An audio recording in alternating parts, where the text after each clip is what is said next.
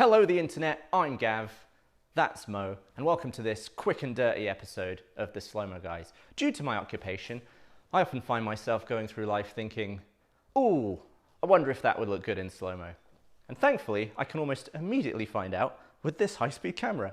And that's exactly what's happened. Before the world ended, I went swimming, and I saw that my Apple Watch had gone into water lock mode, which is where it sort of disables all the finger inputs from the screen because the water affects the capacitive screen and all that. And to unlock it, you spin the digital crown and it ejects all the water that's inside it through the two speaker holes using the speaker itself. Just sort of fires water all over your wrist.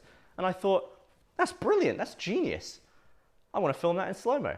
So why don't we use our probe lens on our high-speed camera and see what that looks like. First things first, I will have to go for a swim.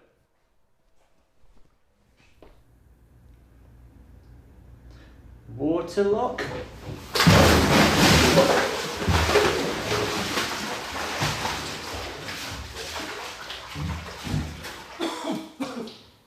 Okay, well that's nice and wet. Lovely. Put that under the light. Let's get the phantom going. Oh, I should have done that first.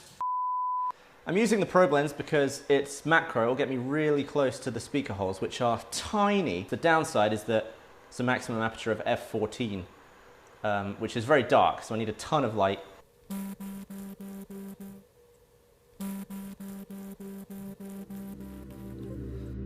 figured I'd get a shot of the screen. This is 40 times slower, and you can actually see the refresh rate of the tiny OLED screen from top to bottom. This is now 80 times slower, 2,000 frames a second. I was immediately blown away at how much water actually came out in this shot. It's mainly just because it's macro. To your eye, when you're looking at it in real life, it doesn't look like that much comes out.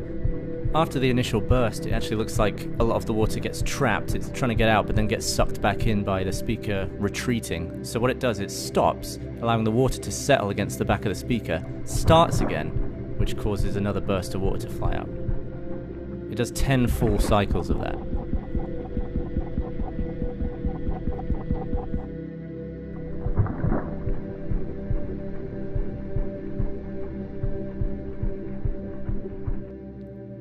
I think due to the sharp edge of the speaker hole, followed by the metallic surface that's curved, it caused droplets to form around the speaker holes, which once big enough would just drip off. I think if you were wearing the watch at this point, it would potentially just get pulled off onto your wrist. The surface tension of this droplet causes the smaller ones inside just to come out and join this one. I should point out that the macro lens is making this look a lot bigger than it is. That's actually a very tiny droplet there.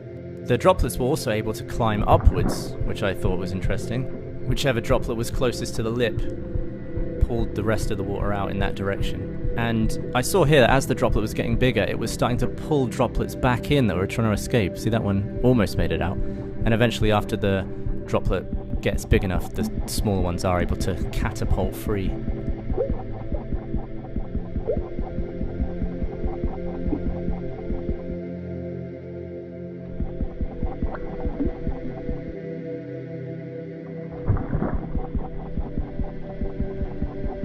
Once most of the water is out, you can get a much better look at the speaker surface, just rattling away back there. Shooting a whole video in macro can sometimes cause you to lose the context and the scale of your subject, so this shot is just a reminder of how minuscule these little droplets are coming out. You really had to get right in there to see the speaker. Just for a laugh, I wanted to see if it would work in reverse, so I dunked the watch underwater with air in the speaker just to see if it would fire the bubbles out, and yes, it did. You can actually very clearly see the shock waves from the speaker because some of the bubbles that have escaped are still bobbing up and down to the same frequency as the speaker. I actually found that a lot more interesting than I thought I would. To actually get to see the frequency that the watch uses to eject the water and the fact that it then takes a break, gives it another go after it waits for the water to settle. Very interesting way around having a watch that has a speaker and also needs to be water resistant. This is not an ad for Apple. I should probably say that. They didn't sponsor this video. I don't think I've ever seen Apple sponsor a YouTube video. It'd be very un-Apple of them, wouldn't it? Hopefully you enjoyed that video. Make sure you subscribe, and I'll try and be back pretty soon with another little how this works sort of video, because I do enjoy making them. I'll see you in the next one. Water lock.